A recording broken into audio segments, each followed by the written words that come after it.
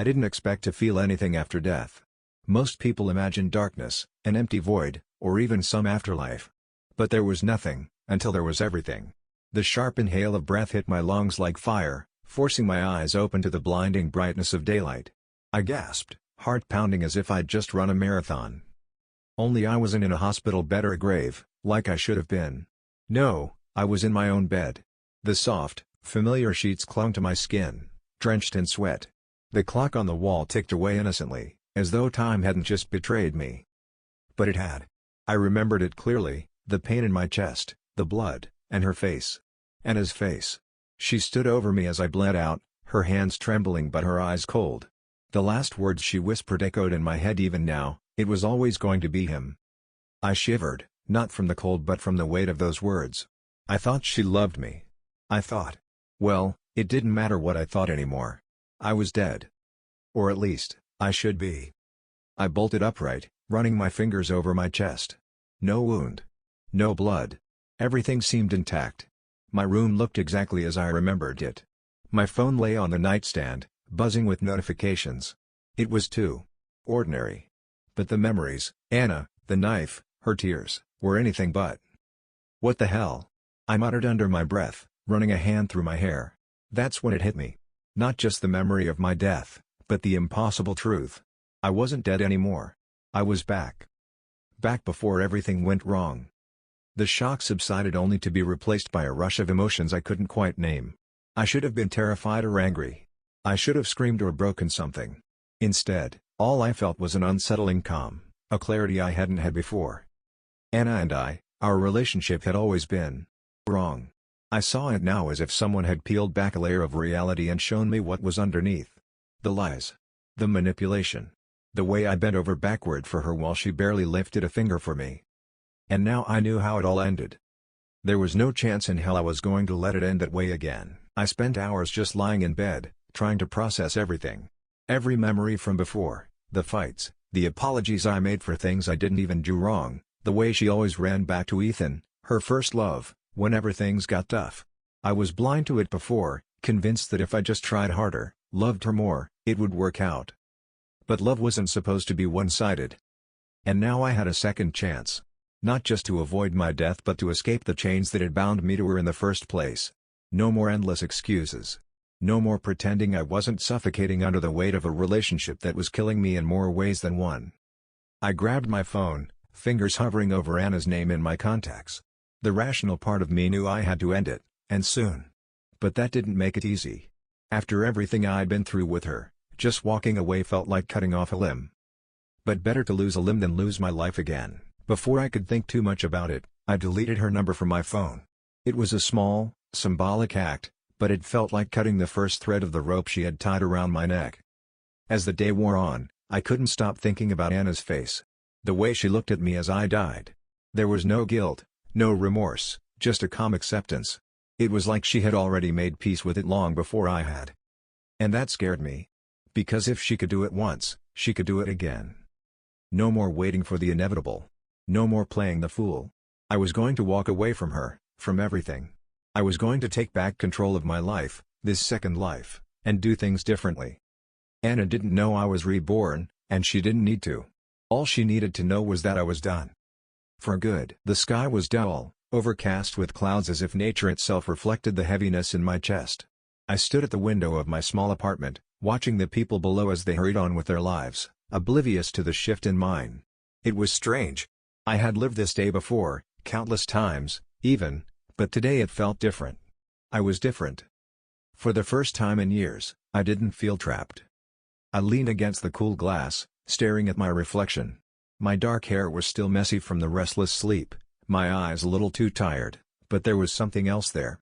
A flicker of determination. Something I hadn't seen in myself for a long time. I thought about Anna again. The weight of her name still dragged my mind down. But this time, it didn't hurt the way it used to. Maybe because I finally knew the truth.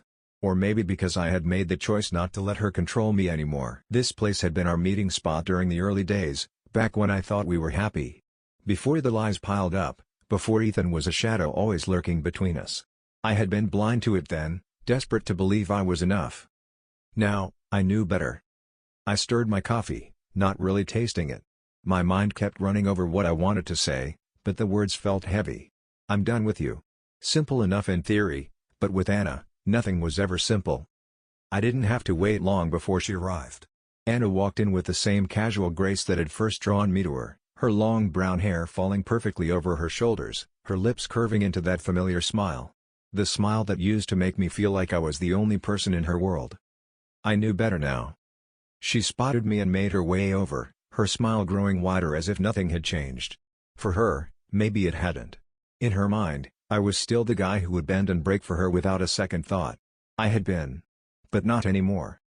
"Hey, Marcus," she greeted, sitting down across from me as if we hadn't just spent months pretending everything was okay between us. "It's been a while. Too long and not long enough."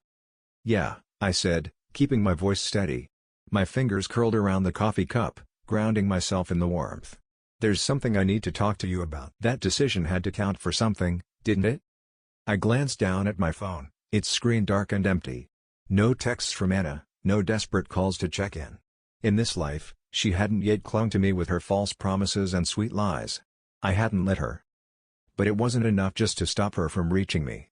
I had to be the one to cut the ties. Completely. A part of me dreaded the idea of seeing her again, facing her cold smile, those eyes that once seemed so loving. But if I didn't do it now, if I didn't stand my ground, I knew I'd fall back into the same trap.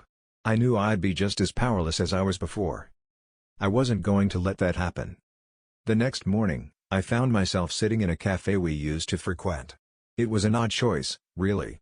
Nostalgic, maybe, or just convenient. The low hum of conversations around me blended with the smell of coffee and pastries, but none of it brought me comfort. Her smile faltered for a moment, just a fraction, but it was enough. I could see the gears turning in her head, the calculation behind those bright eyes. "Oh?" she said, her voice light and teasing. "You're not breaking up with me, are you?" She laughed, but I saw the edge beneath it. The insecurity. It would have worked before. That laugh, that teasing tone.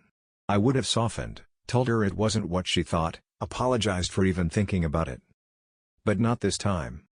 I met her gaze, unwavering. "Actually, yes. I am." For a second, I could see the shock ripple across her face.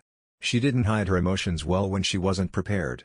The confident mask slipped, and I glimpsed the real Anna, vulnerable, unsure. But it didn't last. In an instant, her expression hardened, her eyes narrowing. "You're serious?" she asked, leaning forward. "Marcus, you don't mean that. We've been through so much." "I know exactly what I mean, Anna," I cut in, my voice firmer than I expected. Whatever this is, it isn't working. It hasn't been working for a long time. And I'm done pretending it will." She blinked, clearly not expecting me to stand my ground. I wasn't sure she even knew how to respond to me like this. Before, I would have backtracked the moment her tone sharpened.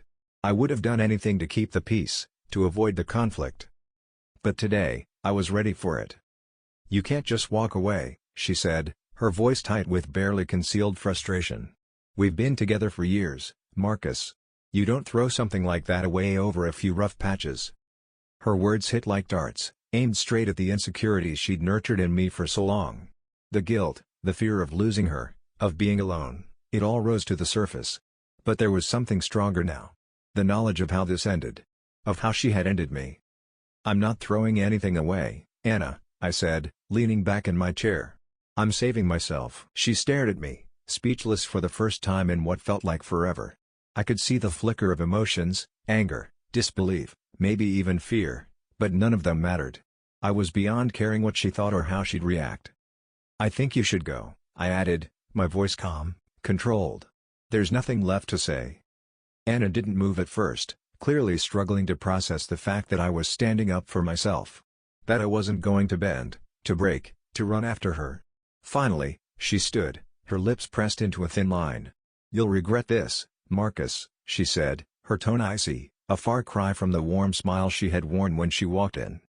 "Maybe," I replied, meeting her cold stare with one of my own. "But not as much as I'd regret staying."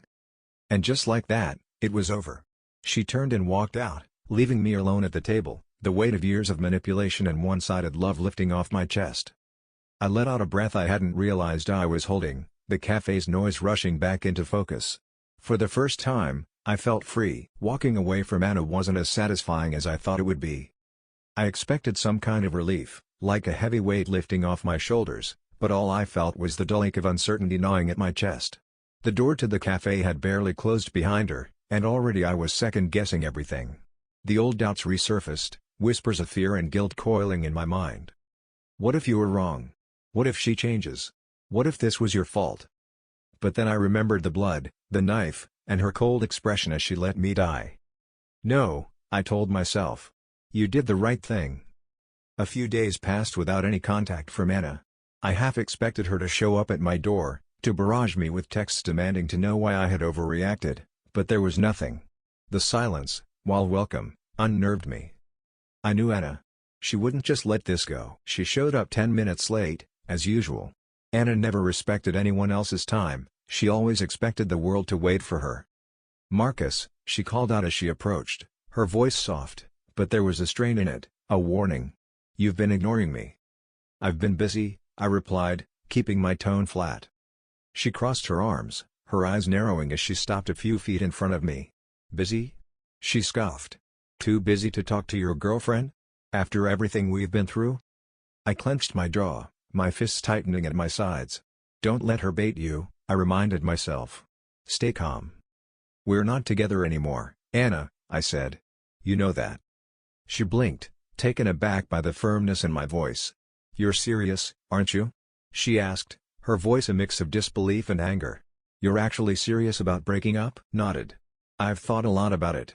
This relationship, it isn't good for either of us. I can't keep pretending it's going to work. Her expression hardened, her eyes flashing with something dangerous. So that's it? You're just throwing us away? After everything I've done for you? I knew this was coming. I shook my head. Anna, this isn't about you doing things for me. It's about how we treat each other. I've spent years bending over backward to make you happy, and I've lost myself in the process. She took a step closer, her voice dropping to a low, threatening tone. You're making a mistake, Marcus. You don't want to do this. You think you'll find someone better than me? You think anyone else will care about you the way I do? Her words were venomous, but I didn't flinch. Not this time. You don't care about me, Anna, I said, my voice unwavering. You care about having control. About having someone who worships you. But I'm done being that person. For a moment, her face softened, and for the briefest second, I thought she might actually feel something. But then she shook her head, her lips curling into a bitter smile. Fine, she said, her voice cold. Walk away, then. But don't come crying back to me when you realize you've made the biggest mistake of your life. I let out a slow breath, trying to keep my emotions in check. I won't. I'm not coming back, Anna. This is it. The air between us was thick with tension, but there was nothing left to say. I had drawn the line, and she had made her choice. I could see it in her eyes, the hurt, the anger, the realization that I wasn't going to bend to her will anymore. She turned sharply on her heel and walked away, her posture stiff with indignation. I watched her go, my heart racing but my mind strangely clear.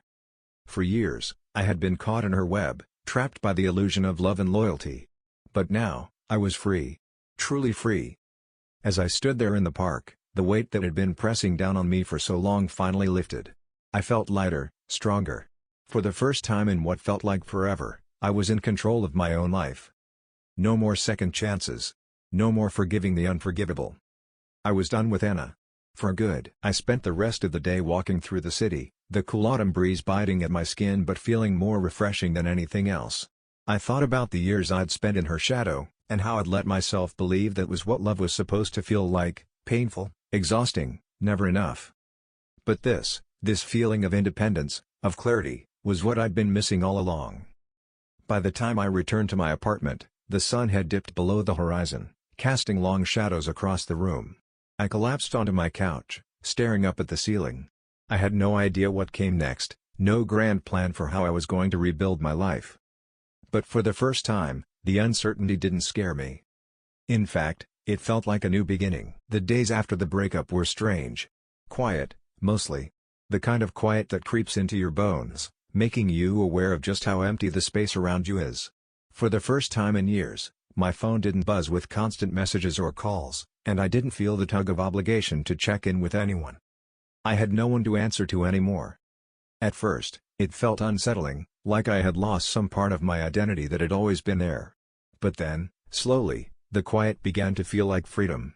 The chains that had been weighing me down were gone, and the silence was mine to fill with whatever I wanted. I just didn't know what that was yet. I spent the next few days at my apartment, keeping to myself. I wasn't sure what the next step was supposed to be. I didn't have some grand plan for what my life would look like now that Anna wasn't a part of it. But I knew that this second chance meant something. It had to. The universe didn't just give me another shot at life for no reason. I found myself thinking back to the things I used to enjoy, before everything became about Anna. Hobbies, friends, ambitions, all of it had faded into the background over the years, replaced by the constant effort to keep her happy. But now, I had time to figure out what I wanted. Who I was outside of that relationship. I decided to start small. The first thing I did was go through my apartment, cleaning out everything that reminded me of Anna.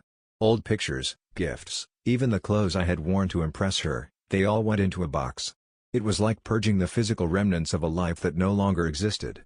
Each item I tossed away felt like cutting another thread that had tied me to her. It wasn't easy, though. Some things brought back memories that were hard to shake. The concert tickets from the night we laughed like teenagers, or the small trinket she had bought me after a particularly nasty fight. For a moment, I hesitated, wondering if maybe I was being too harsh, but then I remembered how it had all ended. Her betrayal, her lies. The way she had stood over me with that cold, indifferent look as I bled out. No, there was no going back. By the end of the day, my apartment looked different. Lighter. Like it was finally mine again. I took a deep breath, staring at the now bare walls. It felt like the beginning of something new, though I wasn't sure what yet. Later that evening, I sat on the couch with a book I hadn't touched in years. Reading had been one of my favorite escapes, back when I had time for myself. But somewhere along the way, I had stopped doing it. Anna never had the patience for it, always interrupting, always pulling me away. Now, I had all the time in the world. I opened the book and let myself fall into the story, losing track of time as the words flowed across the page. It felt good. Natural. Like I was reconnecting with a part of myself that had been buried for far too long. The next few weeks passed in much the same way. Slowly, I began to rebuild my life, piece by piece. I reconnected with old friends I hadn't spoken to in years, surprised that they still remembered me after all this time. I went to the gym, picked up my guitar again, and started making plans for the future, something I hadn't done in years. There was no clear path yet, but that was okay. I didn't need everything figured out all at once. For the first time, I was content to take things one day at a time. One morning, as I was scrolling through my phone, I came across a notification I hadn't noticed before. It was from an old work email I'd long forgotten about. Apparently, there was a job opportunity, a new position that had just opened up at a company I had once dreamed of working for. I stared at the email for a long time, the words blurring together in my mind. Before Anna, I had been ambitious. I had wanted more out of life, a career I could be proud of. But that ambition had faded over the years, overshadowed by my attempts to make our relationship work. Now, it was like the universe was handing me another shot at my dreams. I didn't know if I was ready to jump back into work, but something in me stirred at the thought. This could be my chance to start fresh, to build something for myself. I glanced at the email again, feeling that familiar tug of uncertainty. Could I really do this? After everything that had happened, was I ready to take on something new? Then I remembered the moment I had told Anna I was done. The strength it had taken to finally walk away, to reclaim my life. If I could do that, I could do this. I hit reply and started drafting my application. The days that followed were filled with a sense of purpose I hadn't felt in years. I worked on my resume, updated my portfolio, and set out more applications. I didn't know what would come of it, but just taking those steps, choosing my future, felt empowering. Every day, I felt myself growing stronger, more confident. I was no longer defined by my relationship with Anna. I was finally starting to figure out who I was on my own. One night, after a particularly productive day, I lay in bed, staring at the ceiling. My mind was calm, the quiet no longer unsettling. For the first time, I wasn't dreading the future. I wasn't looking over my shoulder, wondering if Anna would show up again, or if I'd fall back into old patterns. I had made a choice, to let go, to move forward. And every day, I was making that choice again. I smiled to myself as I closed my eyes, feeling a peace I hadn't known in a long time. Maybe this second chance wasn't just about avoiding death. Maybe it was about finally learning how to live. Life had a strange way of moving both fast and slow after the breakup. The days blended together, each one a mix of progress and doubt, but there was no denying that things were changing. I was changing. I started working freelance, taking small design jobs here and there while waiting to hear back from the companies I'd applied to. It wasn't glamorous, but it was something. And for the first time in years, I was making choices based on what I wanted. The email from that dream company I had applied to still lingered in the back of my mind. Part of me didn't expect a response, but every day, I checked my inbox with a sliver of hope. It was that possibility that kept me going, proof that I wasn't done yet. One afternoon, as I sat hunched over my laptop working on a logo design for a local cafe, my phone buzzed. I picked it up, expecting some spam email or a notification about my latest freelance gig, but when I saw the name on the screen, my heart skipped a beat. It wasn't Anna. It was from a contact at the company. They wanted to schedule an interview. I stared at the email, my mind racing. After all the rejection I had faced over the years, both personally and professionally, this felt like a glimmer of something more. Maybe it was finally time for my luck to change. I replied to the email, fingers shaking slightly, and set the interview for next week. That night, I couldn't sleep. My mind was running through every possible scenario, every potential outcome. What if I messed it up? What if I wasn't good enough? I hadn't been in a proper job interview for years. Anna had made sure of that. I had spent so much time devoted to making our relationship work that my career had taken a backseat. Now, I was terrified of what lay ahead. The week leading up to the interview was a blur of preparation and anxiety. I polished my resume, practiced my answers to common questions, and even reached out to a few old colleagues for advice. The more I prepared, the more I realized how much I had let slip in the past few years. It was hard not to get frustrated with myself. How had I let things get this bad? How had I allowed Anna to take so much from me, my career, my ambitions, my sense of self?